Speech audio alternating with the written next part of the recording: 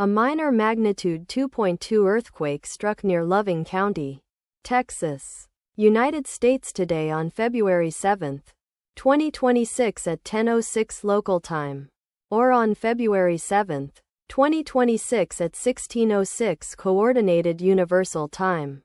As reported by the EMSC on its website, the earthquake was located at a very shallow depth of 5.0 kilometers below the surface, at coordinates latitude 31.944 and longitude -103.412.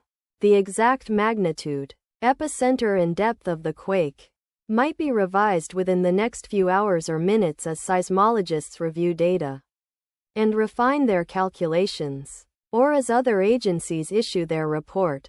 Towns or cities near the epicenter include Kermit, Winkler County, Texas, located 32 kilometers from epicenter; Monahans, Ward County, Texas, located 63 kilometers away; Andrews County, Texas, located 84 kilometers away.